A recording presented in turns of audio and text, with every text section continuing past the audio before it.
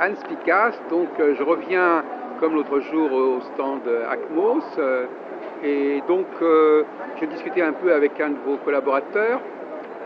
Il me disait que ce qui caractérisait, enfin ce qui apparaît, c'est que vous utilisez pas mal d'instruments ou d'outils techniques pour travailler.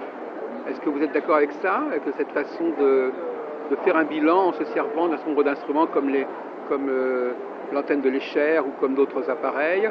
Ou est-ce que ça se distingue des autres groupes ici qui sont dans ce salon où ils n'ont pas tout cet appareillage? Alors la méthode Acmos, elle est essentiellement énergétique et elle permet de mesurer les décalages provoqués par différentes raisons à l'aide de l'antenne de l'Escher. Oui.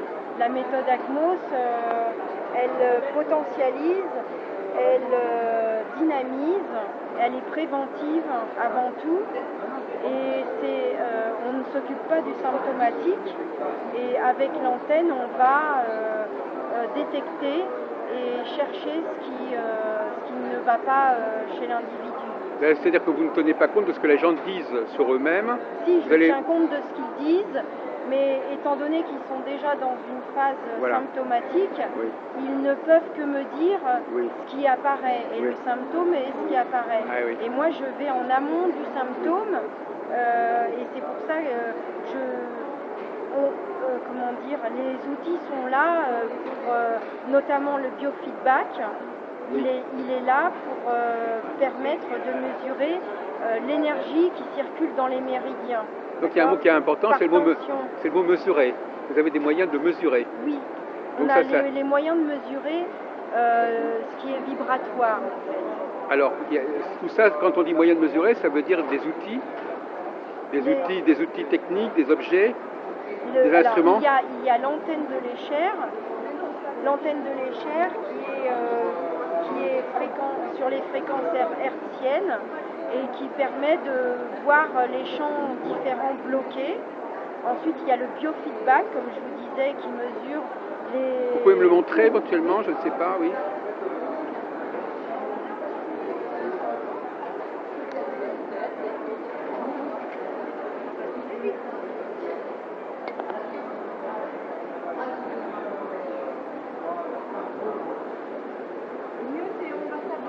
Oui, bien sûr, bien sûr, bien sûr.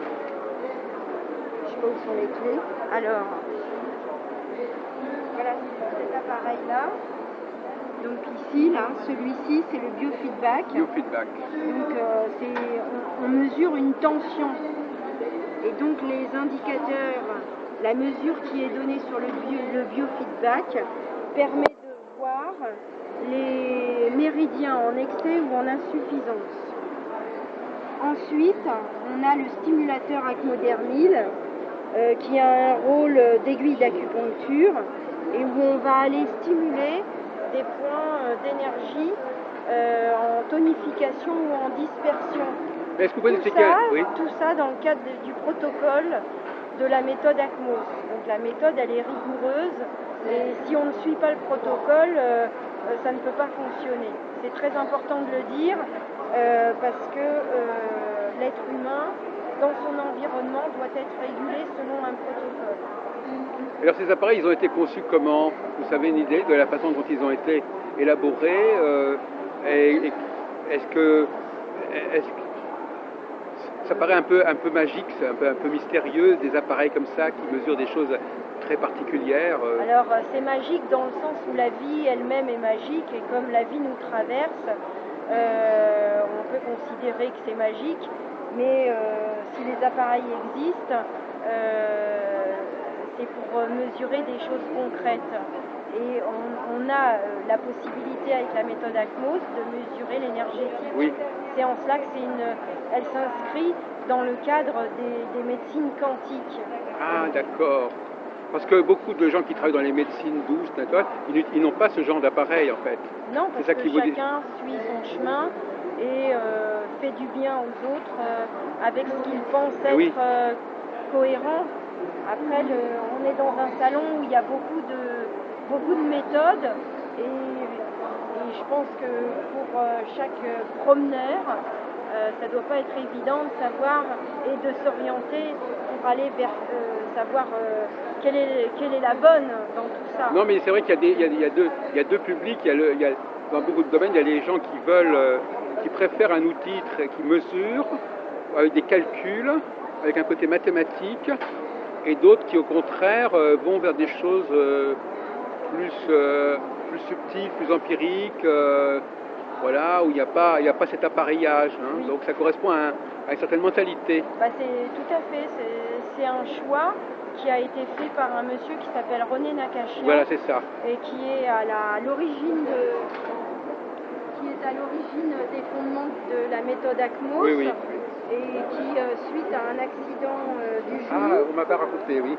Qui, suite à un accident du genou, a décidé de se faire traiter en médecine chinoise parce qu'il ne voulait pas être opéré. Et il a vu les effets bénéfiques qu'avait sur lui le traitement de l'acupuncture et il a voulu en savoir plus parce que c'est un ingénieur et il voulait comprendre pourquoi la médecine chinoise réussissait ce que la médecine traditionnelle n'avait pas réussi. C'est en tant qu'ingénieur qu'il a élaboré ces outils. Voilà, donc il est parti en Chine, se former à Hong Kong dans un institut d'acupuncture et quand il est revenu, il a transformé et mis au goût de tout le monde, avec notre cerveau d'occidental, la capacité de pouvoir se traiter d'une façon plus adéquate et qui respecte le corps de chaque individu. Vous voulez dire qu'en Orient, on n'a pas besoin de cette façon de faire? On n'a pas besoin de ces appareils? Non, je ne dis pas ça. Moi, je veux dire que ça paraît effectivement correspondre à un univers assez précis, assez technique. Voilà, c'est l'univers de René Nakachian qui... Oui. Mais au-delà de ça, c'est une méthode qui va beaucoup plus loin que l'univers de René, puisqu'elle va en Turquie, elle va aux États-Unis, et qu'il y a des médecins qui utilisent la manipulation de l'antenne et le protocole ACMOS pour réguler et pour traiter également les gens. Donc ça commence par un entretien, c'est ça? Par un bilan au départ, c'est ça? Alors, un bilan bio-énergétique? Non, au début, il y a un questionnaire à remplir, selon ce que a la personne, et ensuite on passe au bilan énergétique. Et donc le bilan énergétique, c'est une radiographie de l'énergie de la personne, puisqu'on interroge le corps de la personne. Avec les appareils dont on a parlé là? Avec l'antenne seulement. Avec l'antenne seulement. Avec l'antenne de l'échelle. On va aller voir quels sont les champs qui sont centrés et ceux qui sont décalés. Et une fois qu'on a cette radiographie, on va tester les méridiens d'acupuncture, les pointings de départ ou d'arrivée des méridiens pour avoir aussi une radiographie globale de comment se comporte l'énergie dans les méridiens. Et ensuite, on va passer à la phase de réharmonisation avec la valise. La valise.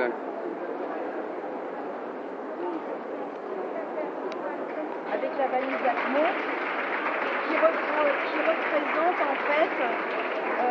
représente en fait l'être humain de sa profondeur à sa superficie, la profondeur étant les huiles essentielles et les minéraux qui sont garants de l'antériorité et de l'hérédité de l'individu.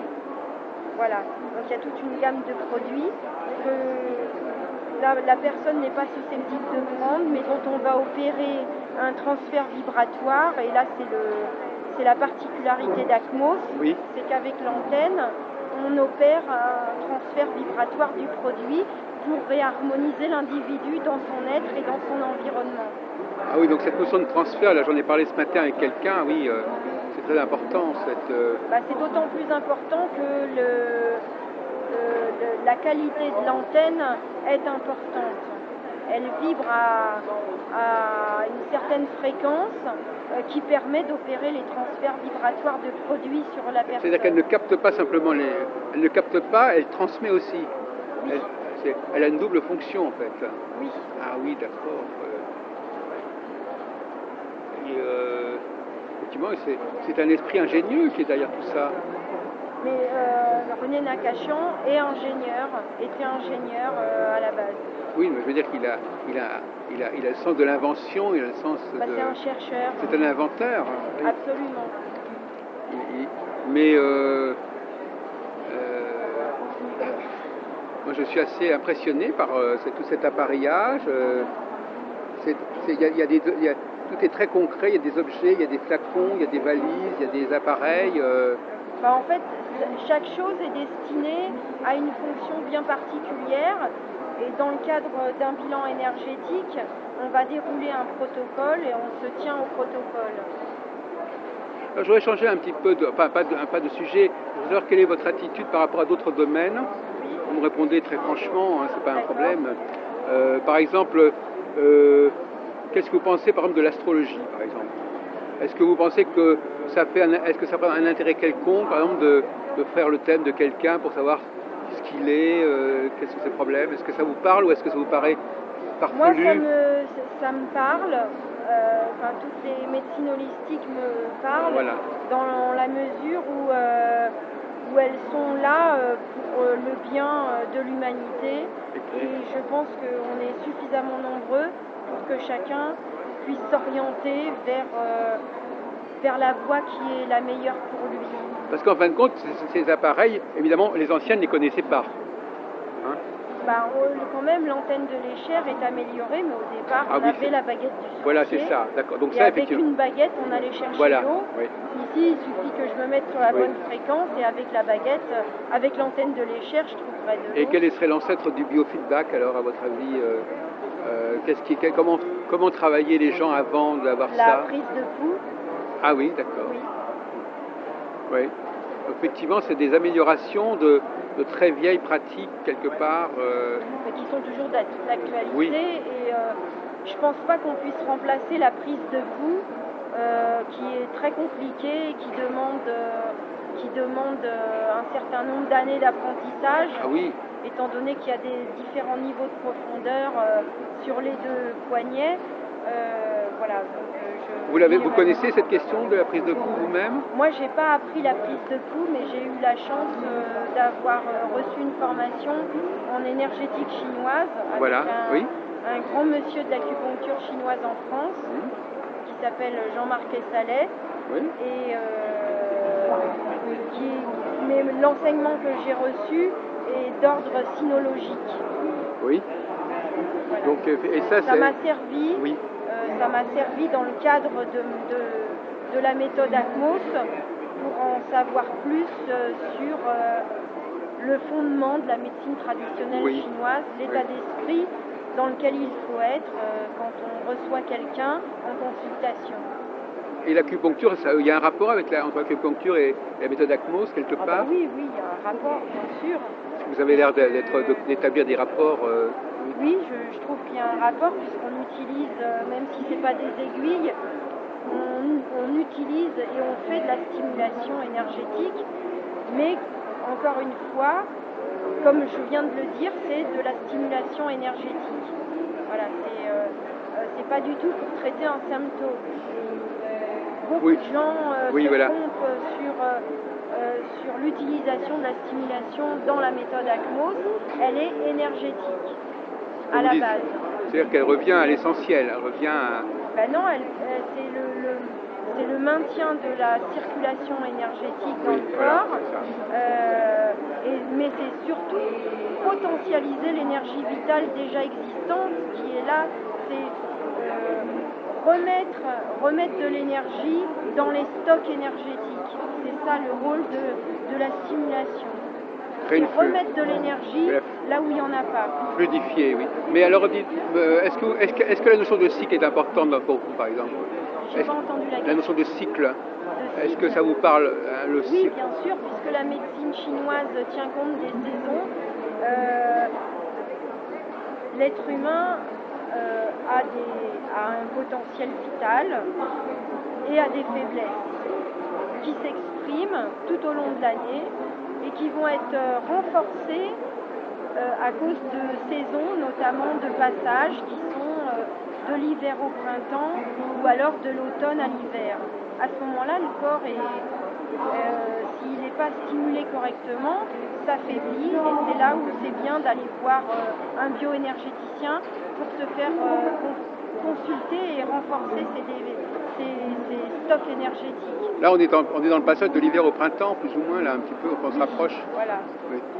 Et donc, c'est un bon moment, fin février, début mars, de faire ça. L'idéal, c'est le mois de janvier. Ah, quand même, déjà. Oui, quand même, déjà. Au moment du début de l'année chinoise, en fait. Voilà, oui. c'est ça. Ouais.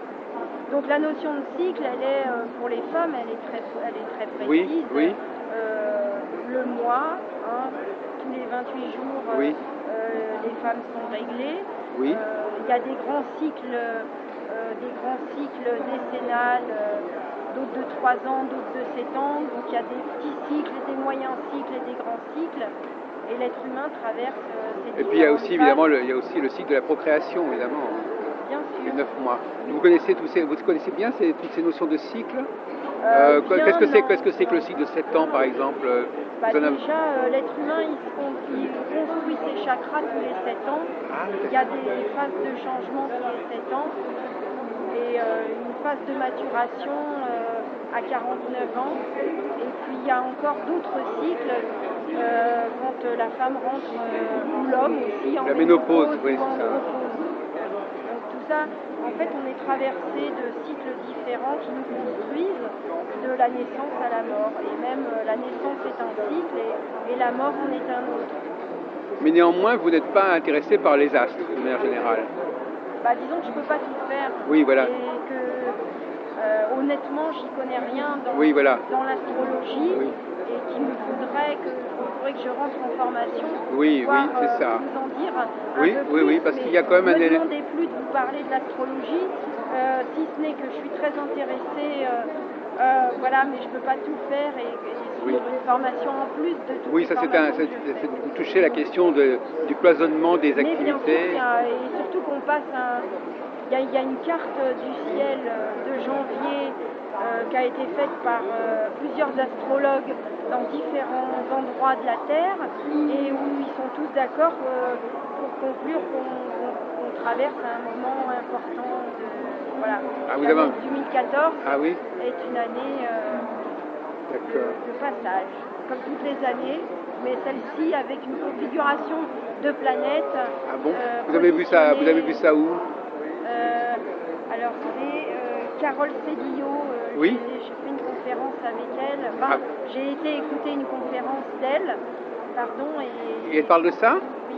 Parce que je connais bien Carole Cédillo, rue Colincourt, là, par là, oui. Donc elle a fait une conférence sur l'astrologie et le 2014. Non, sa conférence c'était sur la lumière. Oui, et elle a quand même parlé de ça. Oui, elle en a parlé. D'accord. Parce qu'effectivement, elle dirige une collection chez Derby. C'est ça. Vous allez peut-être écrire un livre avec elle ou pour elle. D'accord. Bon, écoutez, je vous remercie. J'espère que j'ai répondu non, au contraire, on a. à vos questions.